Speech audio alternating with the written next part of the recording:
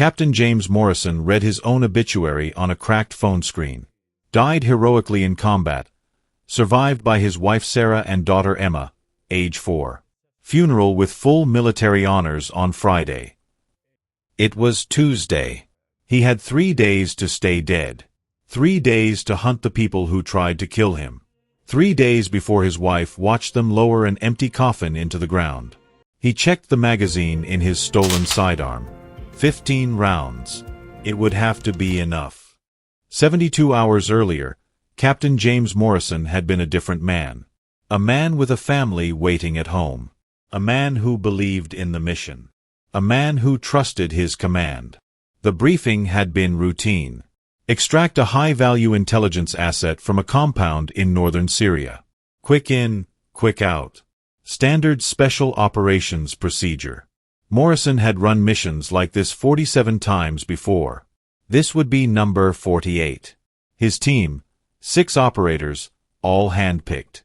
All men he'd trained with. Men he'd bled beside. Men he trusted with his life. That trust would cost him everything. The helicopter insertion went smooth. Too smooth. Looking back now. No resistance. No patrols. No thermal signatures except the target building. The kind of empty that should have triggered alarm bells. But Morrison's orders had been specific. Speed over caution. The asset was time-sensitive. Extract immediately. They breached at 0237 hours. The building was wrong from the first step. The interior layout didn't match the intelligence photos. The doors opened the wrong direction. The hallways stretched in patterns that made no tactical sense. "Command, this is Falcon 3, Morrison whispered into his comm. "Building layout doesn't match briefing. Request permission to abort and reassess." Static. Then a voice, calm and detached. "Negative, Falcon 3. Proceed to target room. Time is critical." Morrison's instincts screamed. 15 years of combat experience told him to pull his team out. But orders were orders. They reached the target room. Inside, not a high-value asset. Inside, 12 armed fighters waiting in perfect ambush positions. The door behind them locked with a mechanical click that sounded like a coffin closing. Morrison saw it then, in the fraction of a second before the shooting started. This wasn't a rescue mission. This was an execution.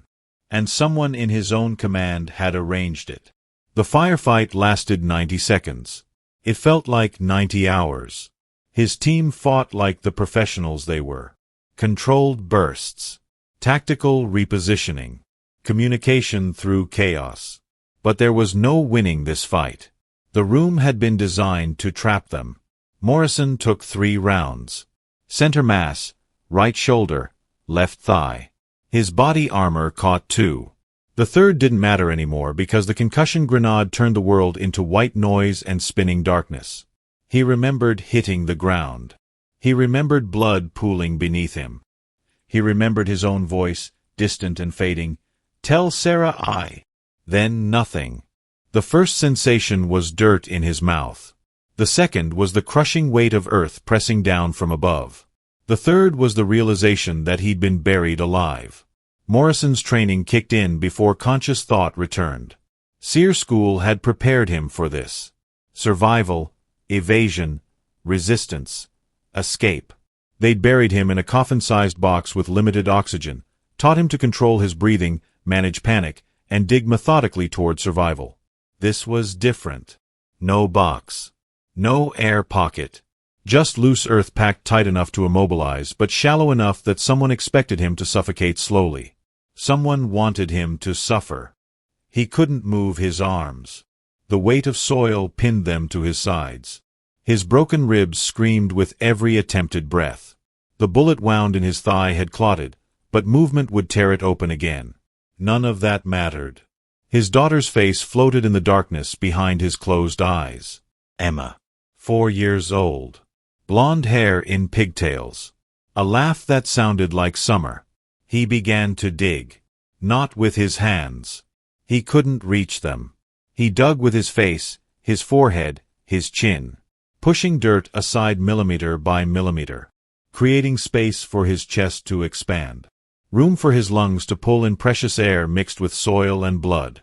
Time became meaningless. There was only the next inch, the next breath, the next moment of not dying. His right hand broke free first, then his left. He clawed upward, fingernails tearing, palms scraping stone and root. The weight of earth above him shifted and settled, trying to drag him back down into permanent darkness. He kept climbing. When his hand finally broke through into open air, the sensation was so alien he almost didn't recognize it. Wind. Night air. The smell of something other than his own blood and the earth that had tried to claim him. Morrison pulled himself out of the shallow grave like a man being born a second time. Covered in dirt and blood. Gasping. Shaking. Alive.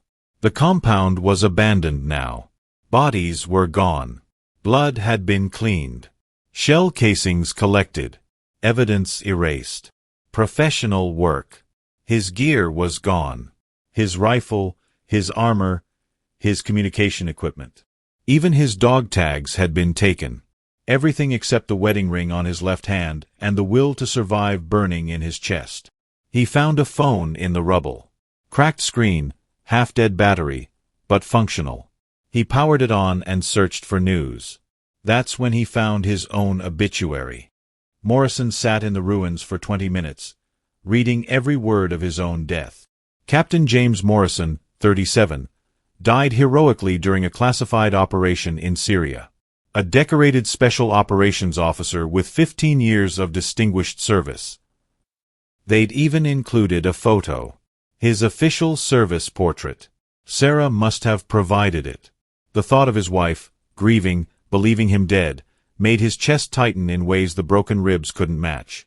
The funeral was scheduled for Friday at Arlington National Cemetery. Full military honors. 3-volley salute. Folded flag presented to his widow. It was Tuesday night. He had 72 hours. Morrison's mind worked through the tactical picture with the same methodical precision that had kept him alive through 15 years of combat. Fact: his team had been ambushed with inside information. Fact: the building layout had been deliberately falsified. Fact: someone had arranged for their deaths to look like combat casualties. Fact: someone had buried him alive, assuming he'd suffocate or be too injured to escape. Conclusion: someone in his chain of command wanted him dead. Question: why? The answer was somewhere in the last 6 months of missions. Something he'd seen. Something he knew. Something dangerous enough to justify killing an entire special operations team. Morrison searched his memory like sorting through classified files. Every briefing. Every operation. Every detail that seemed routine but might hide something darker. Then he remembered. 3 months ago. A raid on a supposed weapons cache in Iraq. They'd found the weapons, but they'd also found something else. Financial documents. Digital drives. Evidence of someone using military operations to move money and weapons for profit. Morrison had reported it up the chain of command. He'd never heard back. He'd assumed the information had been forwarded to the appropriate investigation teams. Now he understood. The information had reached exactly the right person. The person it incriminated. And that person had decided to solve the problem permanently. Morrison stood, testing his weight on his injured leg. It held. Barely. He searched the compound methodically, moving like the ghost they'd tried to make him. He found a vehicle hidden behind a collapsed wall. A utility truck used by contractors. Keys in the ignition. Someone had left it for body disposal duty. He took it. In the glove compartment, a sidearm. A Beretta M9 with 2 magazines. 30 rounds total. In the back, contractor clothing, supplies, and a phone charger.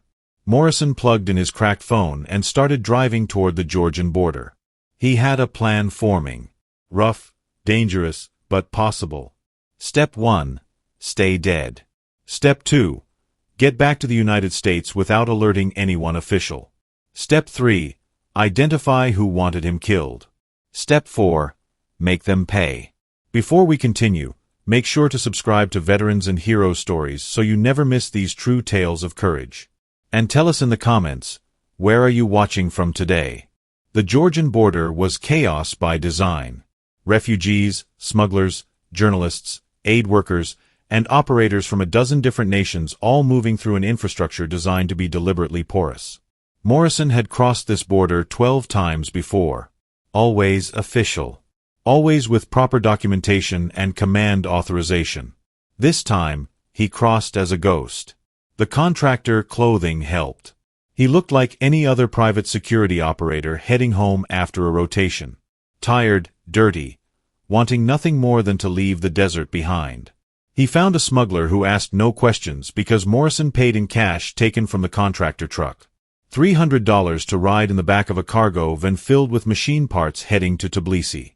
In Tbilisi, he found an internet cafe and logged into a dead drop server he'd set up years ago. A contingency plan he'd never expected to use. He left a message using a code only 3 people in the world would recognize. Box 447. Critical. J. Box 447 was a storage unit in Northern Virginia. Critical meant life or death. J was the signature his old mentor would recognize. If Sergeant Major William Chen was still alive. If he was still stateside. If he checked the dead drop. If any of those ifs failed, Morrison's plan died before it started. He waited 2 hours in that cafe, drinking bad coffee and watching the door like every person who entered might be the one sent to finish what the grave couldn't. The reply came at hour 3. Box is open. Stay low. Someone's asking questions. W. Someone was asking questions. That confirmed Morrison's suspicion.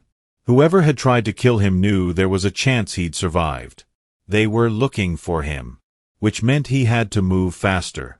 Morrison bought passage on a cargo ship heading to Athens, then caught a flight to London using a fake passport he'd acquired from a contact who specialized in documents that wouldn't survive deep scrutiny but would pass cursory inspection. Every step of the journey, he expected someone to recognize him. To see through the contractor disguise and the 3-day beard growth. To check the wrong database and discover that Captain James Morrison was supposed to be dead. But nobody looked twice at another tired contractor heading home. 72 hours after clawing out of his grave, Morrison landed at Dulles International Airport in Washington, D.C. His funeral was in 6 hours. Storage Unit 447 was in a facility that catered to military personnel. Climate-controlled units filled with the possessions of people deployed overseas. Furniture waiting for the end of a rotation. Boxes of memories packed away during PCS moves. Morrison's unit contained something different. He'd rented it 8 years ago under a cover identity. Paid 5 years in advance, then renewed remotely. Inside, cash, weapons, documents, and the kind of equipment you keep when you don't entirely trust the system you serve. The lock clicked open. The door rolled up. Sergeant Major William Chen sat inside on a folding chair, a pistol resting casually on his knee. "You look like hell, son," Chen said. His voice carried the gravel of 3 decades in special operations. "Also, you look remarkably alive for a dead man." "Good to see you too, Sergeant Major. Your funeral is in 4 hours. I'm supposed to be there.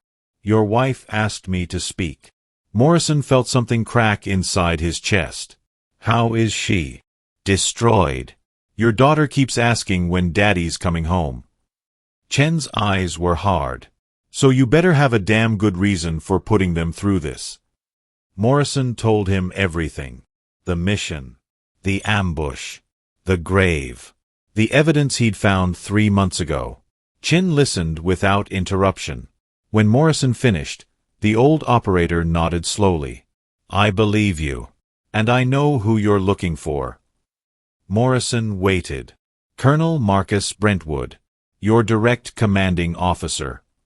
The name hit like a physical blow. Brentwood. The man who'd written Morrison's last 3 fitness reports. The man who'd approved every mission for the past 18 months. The man Morrison had trusted completely. "You're sure?" "I started asking questions after your death." Quiet questions. The kind that don't leave fingerprints. Chen stood, holstering his pistol.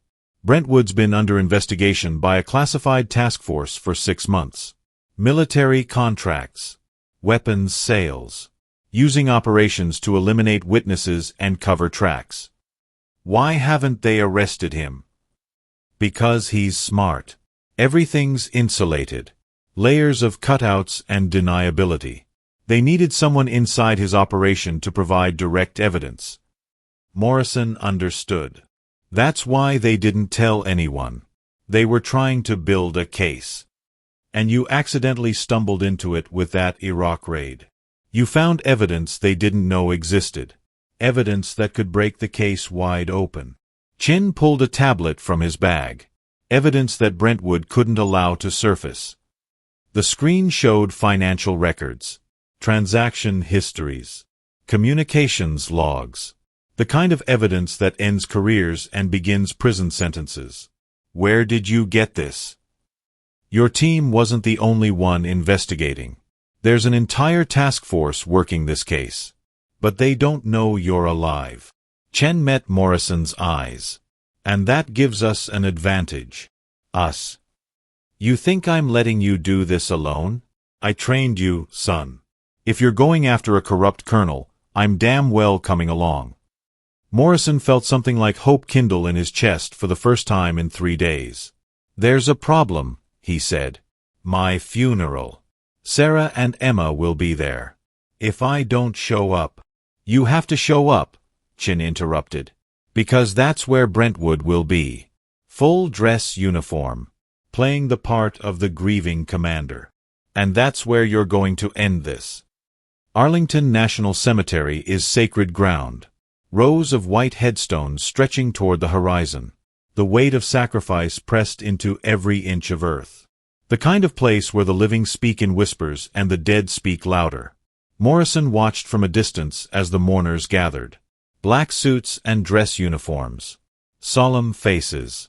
His wife, Sarah, standing at the front with Emma's small hand clutched tight in her own. His daughter wore a black dress. Too formal for a 4-year-old. She kept looking around, scanning faces, as if expecting Daddy to appear and tell her this was all a mistake. Morrison's hands clenched into fists. The honor guard stood at attention. 7 rifles. 3 volleys waiting. A bugler prepared to play taps. The flag-draped coffin sat above an empty grave. Empty because Morrison's body had never been recovered.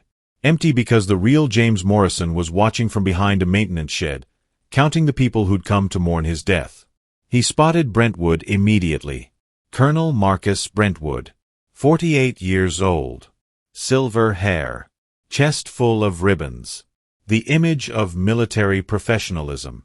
He stood near the back, speaking quietly with other officers, his expression carefully somber. Morrison studied him with the same focus he'd use on a target downrange. Looking for tells. For signs of guilt or fear or satisfaction. Brentwood looked perfect. Which meant he was good at this. Chen's voice crackled in Morrison's earpiece. Task force is in position. We have 6 agents mixed in the crowd. Another 4 in vehicles outside. You sure you want to do this here? He needs to see me.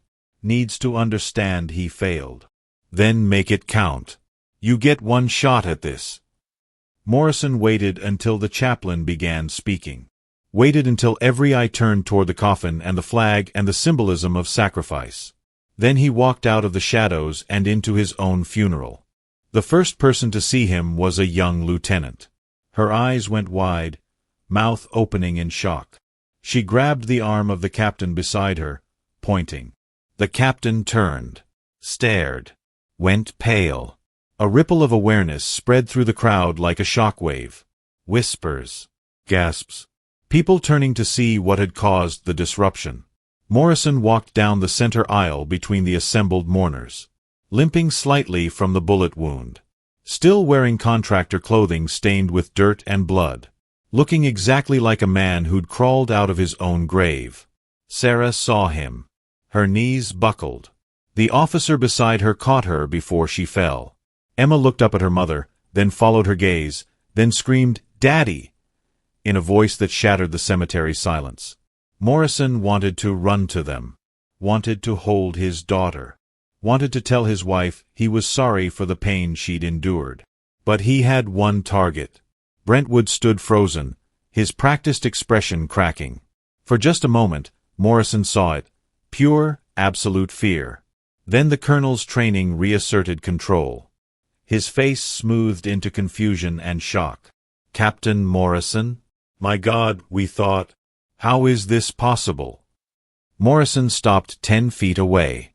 Close enough to speak. Close enough to watch every micro-expression. "You know exactly how it's possible, Colonel. Because you arranged the mission that was supposed to kill me. You falsified the intelligence. You set up the ambush. You had me buried alive. Captain, you're not making sense. You've been through trauma. You need medical attention." "I found the evidence, sir." Morrison's voice carried across the cemetery. Every person there was listening now. "The financial records from that Iraq raid 3 months ago. The evidence you tried to erase by erasing my entire team." Brentwood's hand drifted toward his sidearm. 6 task force agents materialized from the crowd, weapons drawn, voices overlapping. Federal agents. "Hands where we can see them." The colonel froze. Chen stepped forward, his old operator's voice cutting through the chaos like a blade. "Colonel Marcus Brentwood, you're under arrest for conspiracy, murder, treason, and corruption. You have the right to remain silent." Brentwood's eyes locked on Morrison. In that moment, the mask fell completely. No more pretense. No more carefully maintained image. Just naked hatred. "You should have stayed dead," the colonel said quietly. Morrison stepped closer. "I was dead, sir. For 72 hours, I was dead. But I had 3 days to hunt you. 3 days before my daughter watched them bury an empty coffin. And you know what I learned in those 3 days?" He waited. Sometimes the dead don't stay buried. Sometimes they come back for justice. And sometimes they bring the truth with them. Brentwood was led away in handcuffs. Morrison turned to see Sarah running toward him, Emma in her arms. His daughter was crying and laughing at the same time, reaching for him with small hands that had believed they'd never touch him again. He caught them both, ignoring the pain in his ribs and leg, holding them like the precious, irreplaceable treasures they were. "I'm sorry," he whispered into Sarah's hair. "I'm so sorry you had to go through this." "You're alive," she said, voice breaking. "Nothing else matters. You're alive." Emma pulled back to look at his face, her small hands touching his cheeks as if confirming he was real. "Daddy, you missed your funeral," she said seriously. "It was very sad." Morrison laughed, the sound rough and unexpected. "I'm sorry, sweetie. I'll try not to do that again. Promise. Promise." The investigation took weeks. Testimony, evidence, piecing together 3 years of corruption that had cost 18 lives and millions in taxpayer dollars. Brentwood was convicted on 14 counts. Life in prison without possibility of parole. The task force that had been investigating him offered Morrison a position, using his experience to root out corruption from inside the system. He declined. Morrison had served his country for 15 years. He'd given blood and time and pieces of himself he'd never get back. He'd survived impossible odds and climbed out of his own grave. Now it was time to serve his family. He accepted an instructor position at the Special Operations Training Facility, teaching the next generation, passing on the lessons learned through hard experience. Every night, he went home to Sarah and Emma. Every night, he read his daughter a bedtime story. Every night, he was grateful for second chances and shallow graves and the stubborn refusal to accept death when life still had meaning. Sometimes, late at night, Morrison would stand in Emma's doorway and watch her sleep. His daughter. His reason for clawing through 4 feet of earth with broken ribs and shattered hope. She'd never know how close she came to watching them bury an empty coffin. She'd never know that her father had been dead for 72 hours. She'd only know that Daddy always came home. And that was enough. If you've served, you know this truth. Loyalty is earned through actions, not words. Trust is built over years and destroyed in moments. And sometimes, The greatest battles aren't fought with weapons, but with the courage to expose darkness hiding in places we're taught to trust. Captain James Morrison wasn't supposed to survive. He was buried, erased, written off as another casualty of classified operations. But he refused to stay dead. Not because he wanted revenge. Because he wanted justice. For his team. For his family. For everyone who serves believing that the system will protect them. This story reminds us that truth has a way of surfacing, even when buried 4 feet deep. That corruption can't hide forever. That sometimes the dead come back with evidence the living tried to erase. Subscribe if you believe the greatest weapon against corruption is courage. The greatest defense against injustice is truth. And the greatest victory is coming home to the people who matter most. If this story moved you, leave a comment. Tell us, where are you watching from today? And remember, heroes aren't the ones who never fall. They're the ones who rise again, no matter how deep they're buried.